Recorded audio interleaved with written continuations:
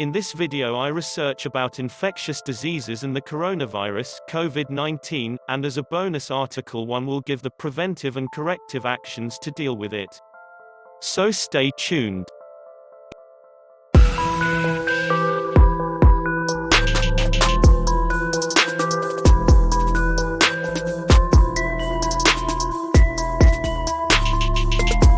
If this is your first time in the channel, hit the subscribe button and the notification bell, that way you won't miss any of the research health investigation topics articles. What is an infectious disease and how do infections spread? This video article looks at infection and different modes of transmission. Here's one definition of infectious or communicable disease.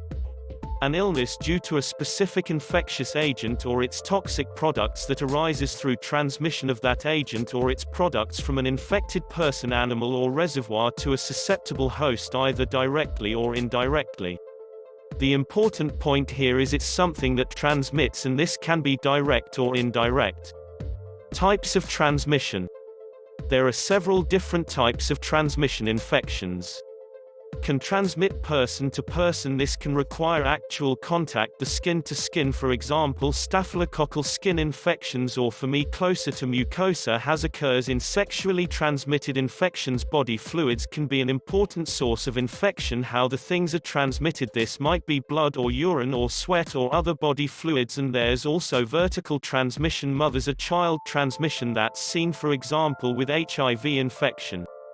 Infections can also transmit via fomites. These are physical objects that can carry infection when they often get infected through the body fluids, and there may be things such as handkerchiefs, all the bedclothes or the eating utensils. Infections can also transmit short distances through droplets, and this is different from airborne infections where you get an aerosol, and infections can travel much larger distances, and this is seen for example with measles or tuberculosis. Infections could also transmit indirectly. This can involve a vehicle such as food, as we see for the food poisoning Salmonella of the Campylobacter, or through water as we see with cholera or hepatitis A, and sometimes they'll involve a vector. An example would be malaria, where the life cycle goes from the human to the mosquito to the human, and the mosquito is the vector responsible for transmitting the parasite onto the human. Some infections have a reservoir, that to say the place where they normally live is outside of man. Their natural habitat could be in an animal or plant or the environment. If it's an animal and the infection transmits to man, it's known as a zoonosis. The infection can happen in different ways. It can be direct, for example with rabies. Rabies in the dog gets into the saliva and into the humans when they bite. But it can be indirect. For example with plague in the rats, get from the fleas, again gets into the humans, or it could be via water as in leptospirosis. Rats and dogs in fact of leptospirosis, it gets into their urine into the water that way and then may infect the humans. So what about Ebola? The reservoir for Ebola is not man, and it's thought probably that it's fruit bats. This is their natural habitat. Fruit bats seem to be able to get infections without getting ill, and it's a zoonosis. It can be transmitted from the bats by eating the bats or throws the bats, in fact other animals, from eating other animals that are infected or contact with these animals. Probably also possible to transmit from fruit that bats have half eaten, that's then got fomites from their saliva, and then it gets infectious into people.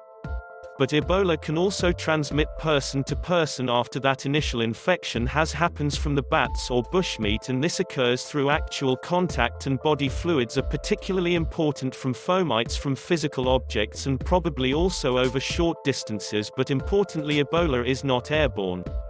And here is your bonus article. Coronavirus.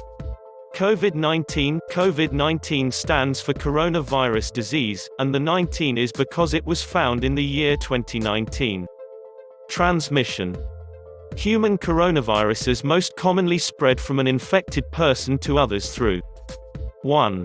The air by coughing and sneezing. 2. Close personal contact such as touching or shaking hands. 3. Touching an object or surface with the virus on it, then touching your mouth, nose or eyes before washing your hands, rarely fecal contamination. In the United States, people usually get infected with common human coronaviruses in the fall and winter. However, you can get infected at any time of the year. Most people will get infected with one or more of the common human coronaviruses in their lifetime. Young children are most likely to get infected, however, people can have multiple infections in their lifetime. There are no vaccines available to protect you against human coronavirus infection. Prevention. You may be able to reduce your risk of infection by doing the following. 1. Wash your hands often with soap and water for at least 20 seconds. 2. Avoid touching your eyes, nose, or mouth with unwashed hands. 3. Avoid close contact with people who are sick. How to protect others.